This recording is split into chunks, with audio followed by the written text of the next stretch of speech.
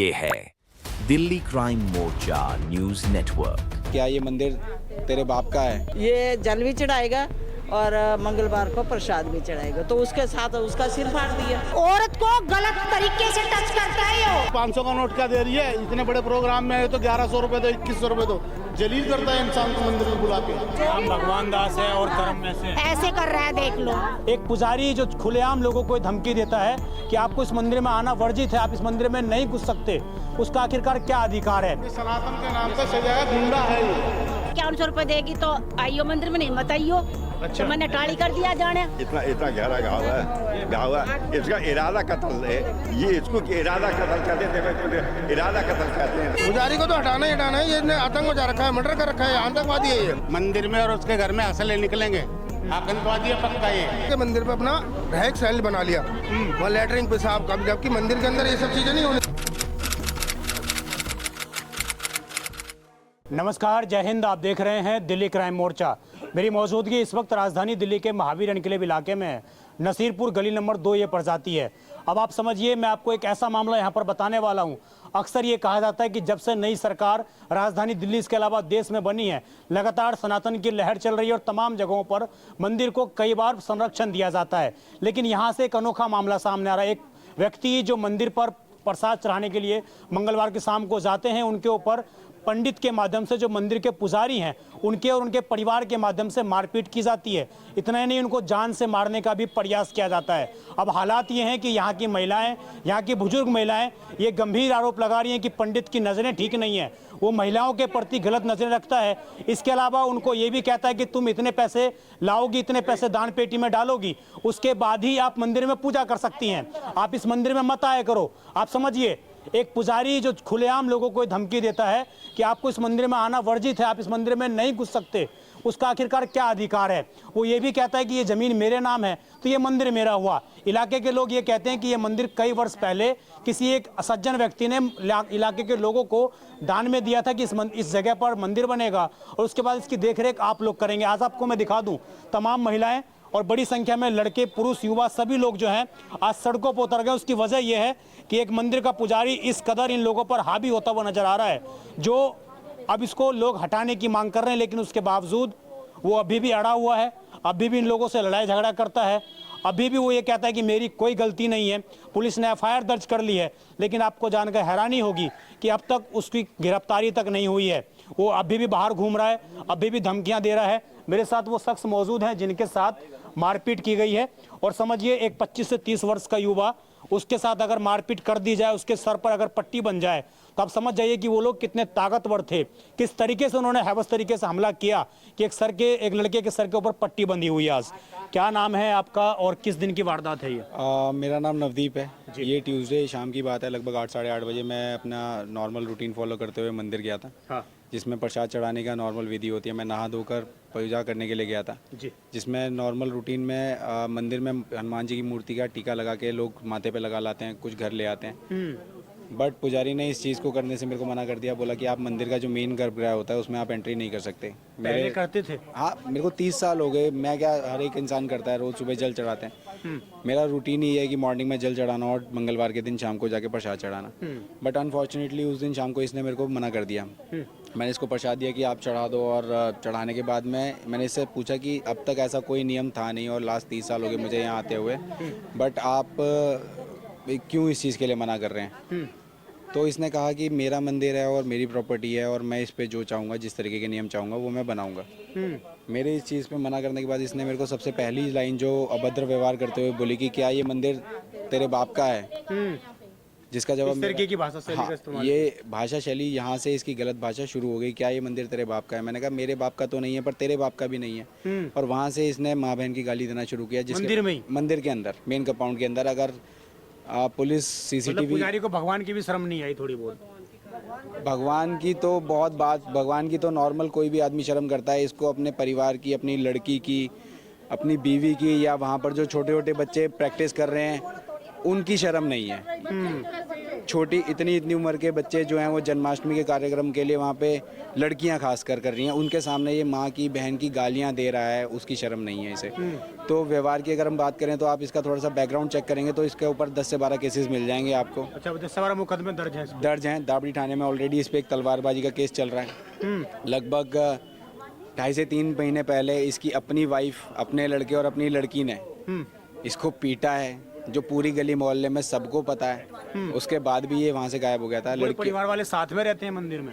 हाँ, ये लोग कब्जा, अगर आपको किसी प्रॉपर्टी पे करना है, प्रॉपर्टी लगभग 7 से 8 करोड़ रुपए की है, अगर आपको उस पर कब्जा करना है तो कहीं ना कहीं तो आपको उस पर रहना ही पड़ेगा। किसी भी पीपल के पेड़ के आसपास में लोग टॉयलेट वगैरह जाना या इस तरीके के गंदे काम नहीं करते, बट पीपल के पेड़ के साथ में अगर आपका थोड़ा मौका लगे, आप मंदिर जा सको और वहाँ पे कंपाउंड का निरीक्षण करो तो आपको पता चलेगा पीपल के पेड़ के साथ में वॉशरूम है।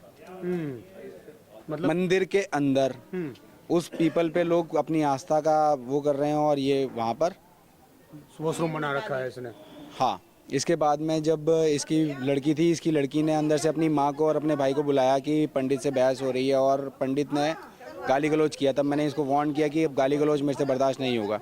तो इसकी वाइफ ने आते के साथ मेरे ऊपर हाथ उठाया, जिसके बाद बॉडी का एक सिंपल सा रिएक्शन होता है, बॉडी डिफेंसिव हो जाती है। बॉडी डिफेंसिव हुई और इन चारों ही लोगों ने मेरे ऊपर हमला कर दिया। इनके हाथ में कोई हथियार भी थे? उस समय तक कोई हथियार था नहीं। इसका जो लड़का है, मैं क्योंकि आदमी हूँ तो मैं आदमी से बात करेगा, आदमी से लड़ेगा। इसकी वाइफ और लड़की ने किया मेरे ऊपर, पर मैंने उनको इग्नोर किया, मैं मार खाता रहा, बट मैंने उनको कुछ भी डैमेज या ऐसा नहीं किया। बट लड़के से मेरी हाथापाई हो रही थी। इस चीज़ का मौका देखते के साथ में पंडित पीछे गया और पंडित ने लगभग इतना मोटा सरिया उठाया और पीछे से वहाँ पे, क्योंकि मेरा मुंह इस तरफ था, मेरे को पता नहीं चल पाया, इसने यहाँ पर मेरे को हिट किया। उसमें लगभग इतना गहरा डीप कट है।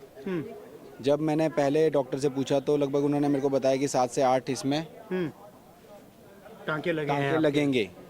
बट बाद में उन्होंने डायग्नोज किया, जब साफ़ किया तो उसमें मेरे को 3 से 4 टांकों में क्लियर आउट कर दिया। मेरे को रात से कोई इतना प्रॉब्लम फील नहीं हो रहा था जी, बट अभी मॉर्निंग में जब उठाऊँ तब से मेरा सर भारी भारी है। तो फर्दर मेरे को इसको डायग्नोज कराना पड़ेगा कि क्या हुआ है या क्या आगे फर्दर कैसे होगा।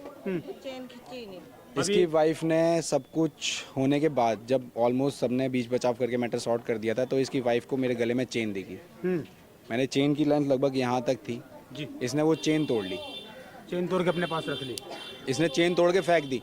वो तो वहाँ पे कोई एक अच्छा आदमी था जिसने मेरे को बताया कि भाई साहब आपकी चेन तोड़ ली है। तो चेन मैंने इधर उधर देखी, चेन मेरे को दिखी नहीं। तो इनका तो मोटो वही था कि चेन तोड़ दी जाए और वहाँ पर फेंक दी जाए और बाद में किसको क्या पता कौन ले गया।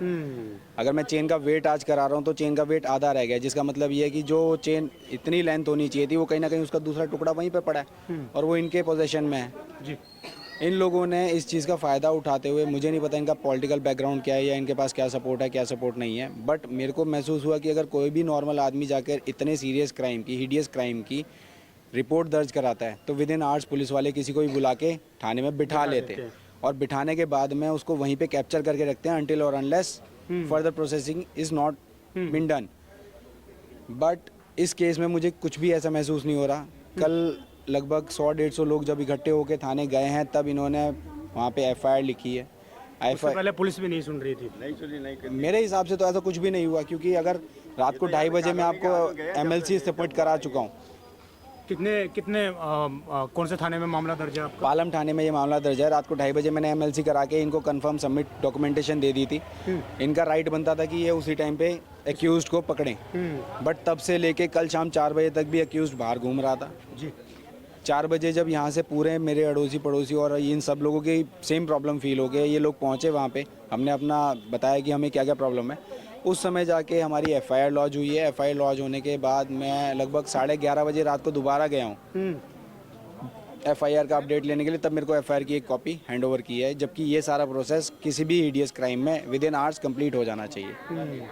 तो मतलब आप ये कह रहे हैं कि एक बार भी पुजारी को थाने के अंदर बुलाया नहीं गया, पूरा सम्मान दिया गया है? पुजारी थाने के अंदर था, पुजारी की फैमिली थाने के अंदर थी, पर उनको क्यों नहीं रोका गया, क्यों नहीं अरेस्ट किया गया अभी तक, ये तो सवाल जी। कोई CCTV फुटेज ने निकाला है पुलिस ने वहाँ से कुछ? हाँ, CCTV वगैरह तो वहाँ पे लगा हुआ था, बट जब मैं MLC के लिए गया तो पीछे से इसकी फैमिली में इन लोगों ने इस समय का फ़ायदा उठाते हुए उसको फुटेज को डिलीट कर दिया, जिससे पता ना लगे कि पता कौन ना लगे कि गुनहगार क्या है। हुआ। तो कायदे से तो ये भी एक क्राइम बनता है, आप एविडेंस को डिस्ट्रॉय कर रहे हैं। बट एसएचओ साहब की समझदारी थी कि उन्होंने टाइम रहते उसी समय किसी सिपाही को भेजकर वो वहाँ से डीवीआर को अपने अंडर ले लिया, चलिए, नहीं तो शायद ये उसको भी डैमेज कर देते। ये एसएचओ साहब की अभी सब कुछ हो चुका है, आपके एफआईआर भी हो चुकी ये दबाव में किया है इंचार्ज साहब ने भी। है। जब 150 लोग इकट्ठे हो जाए थाने जब के इकट्ठे सामने तो- पब्लिक उनके सामने पे आई ना, तब जो है नहीं, जब हुआ है ये है, फिर भी ये बोल रहा था कि भाई ये मंदिर यहाँ भी है, उधर भी है, इधर भी है, उन पे क्यों नहीं जाते हो आप करने के हमारी लिए? आस्था जहाँ है वहाँ जाएंगे, आप कौन होते हैं decide हमारे करने नजदीक तो वाले? यही है, तो इसका मतलब ये इस पे क्राइम कराएंगे। पुलिस वाले ये कह रहा है, तो इस पे इसका मतलब इस पे जब क्राइम पुलिस वाले कराएंगे। भी आपको ये कह रहे हैं कि कहीं और जाओ मंदिर में, और चले जाते आप, मेरे से खुद कहा है। जी। तो ये तमाम लोग हैं, कुछ और भी लोग हैं जी। इसमें मंदिर में जा करके खुद चेक करिए, वो मंदिर है या एक रहने की धर्मशाला के मैं रूप ये में पूछना बना चाहूंगा, मंदिर के ऊपर गुम्बद होती है, इस पे गुम्बद है या नहीं है? है गुम्बद बहुत पुराना टाइम का मंदिर है ये। लेकिन उसके ऊपर बिल्डिंग बनी हुई है, क्या इस प्रकार का कुछ? ये प्राचीन है, नसीबपुर गांव का सबसे पुराना मंदिर यही है। हाँ। जब से नसीबपुर गांव बसा है, जब से शिवालय था, आपसी मतभेद परिवार के होने के कारण फूट होने से ब्राह्मण ने पूर्ण रूप से अपना कब्जा जमा लिया इस पे, आम जनता को ये मारता मंदिर है। किसका है, किसने जमीन दान की है? ये नसीबपुर के ब्राह्मणों की जमीन है, भारद्वाज उन्होंने दान करी है। उन्हीं की। अब इसका कोई वारिस है नहीं यहाँ पर? वारिस है, लेकिन आपसी परिवार की मतभेद के कारण कोई आता नहीं, क्योंकि उनमें से भी कोई आता है तो उन्हें मार के भगा दिया जाता है। उनको भी कह देते हैं कि जमीन मेरी है। हाँ, ये कहता है। खैर देखिए, उन्होंने एक पहली मंदिर, वारदात नहीं है, इसकी बहुत भी वारदातें हो चुकी है। बहुत केस है, पूरा जो ये पूरा मोहल्ला है पूरा जानता है किसने कितने काम करे ऐसे, कि पहला शख्स नहीं है इस पे हाथ मारा है, कईयों को मार चुका है वो। तो ये एक ऐसा व्यक्ति बन गया सनातन के नाम पर। ये सनातन के नाम पे सही जगह गुंडा है, ये दादागिरी करता है। शिवसेना में ये हो लिया और हिंदू विश्व परिषद की उसमें बैठता है, सब में बैठता है, पूरी तमाम संगठन में शामिल हो गया। पूजा पाठ करते हैं, हमने कहीं नहीं देखा इसको, सिर्फ गुंडागर्दी करते देखा है। सिर्फ संगठनों में शामिल है। सारे संगठनों में शामिल है ये। पर शिवसेना का आदमी भी अध्यक्ष खड़ा बन हो रखा है। जाएगा तो उससे बोलेगा, भरी सभा में उसको जलील करता है कि 500 का नोट क्या दे रही है, इतने बड़े प्रोग्राम में है तो 1100 रुपए दो, 2100 रुपए दो, जलील करता है इंसान को मंदिर में बुला के। जब कोई प्रोग्राम होता है हाँ, और पूरा मोहल्ला उसको चंदा देता है। ऐसा नहीं है वो अकेले अपने घर से करता है, वो आदमी नहीं है, गुंडा है वो उसके अंदर पूरा। ये तमाम जो महिलाएं हैं, तमाम जो ये लोग हैं, ये वो हैं जो असली सनातनी हैं, जो असली हिंदू हैं, जिनको पता है कि वास्तविक रूप में मंदिर में जाकर क्या करना है। पुजारी जो हैं उनको कोई मंत्र अंतर आता है कुछ? क्या कभी देखा है मंत्र अंतर? कुछ नहीं आता जी, पढ़ा लिखा तो है नहीं, वो क्या मंत्र पढ़ेगा वो। उसकी शाम सुबह की पूजा उसकी घरवाली करती है, बस उसके भरोसे मंदिर नहीं चल रहा। घरवाली करती है पूजा, बस नहीं, कुछ नहीं हुआ तो उस पर जन्माष्टमी पे कोई त्योहार आएगा तो ये पैसा दे दो, ये तनख्वाह दे दो, ये वो कर दो बस। हाँ, साथ बैठे बात करे, इसको ऐसी और चाहिए, इसको बूढ़ी ठेरी को जो धर्म होता है ना कि जिस धर्म परिवर्तन हमें कैसा करना चाहिए उसका नहीं। नई नई लड़कियां आए पूजा करे, तेरा बाल कैसा है, तू बड़ी सुंदर लग रही है कपड़ों में, तू बड़ी उसको ये पसंद है, ठीक है। सच क्या है? हाँ बिल्कुल क्लियर, मैं मुंह पे बोल दूं, पंडित के बिल्कुल, मैं ले चलो पुलिस वालों के सामने बोल दूं, पंडित के सामने बोल दूं, ऐसा शब्द बोलता है कि सच धज के आया करो, अच्छे से आया, तुम्हारा पति तो जिंदा है क्या मर गया, तुम मंगलसूत्र पहन के आओ, चूड़ी पहन के आओ, कितने सुंदर लग रहे हो। ये तो पंडित जी के वर्ल्ड है। आप जी लगा रही हैं, ठीक है। क्या नाम है इनका? अब क्या करें, इनका नाम क्या है? पंडित भगवान दास नाम तो मुझे नहीं पता, इसका क्या है, भगवान दास। नाम भगवान दास है और कर्म ऐसे कर रहा है, देख लो, और कर्म ऐसा कर रहा है ये, ठीक है। आप जो ये आरोप लगा रही हैं, बहुत से लोग बोलेंगे कि आप सनातन धर्म के खिलाफ बोल रही हैं, उनके खिलाफ। बिल्कुल बोल रही हूँ, बिल्कुल, और ये सत्य है, बिल्कुल सत्य बोल रही हूँ भाई, बिल्कुल एक बात में जोड़े नहीं, तो नहीं बोल रही, ठीक है, बिल्कुल सच बोल रही हूँ मैं। ये इतना गंदा पंडित है कि मैं आपको बता नहीं सकती, ठीक है। औरत को गलत तरीके से टच करता है, ये तरीके से टच करता है, उस मंदिर में जाना ही नहीं करता। यहाँ की महिलाओं ने तो दिन से कंप्लेन क्यों नहीं करी? यहाँ की महिलाओं ने कंप्लेंट ये है ना कि बताने वाले एक बंदा थोड़ी करेगा, ऐसी हरकत करेगा जभी तो करेगा। अब इसने ये कांड करा है तो सब भरे बैठे हैं, आज तो मेरे साथ करा, कल और किसी का लड़के के साथ करेगा। बताइए ये बातें। नहीं, मैंने तो देखो मैम नहीं बताई है, सीधी सी बात है, सब पता है। और पुलिस भी उसी की होगी जो अब तक इतना कांड करने के बावजूद भी है।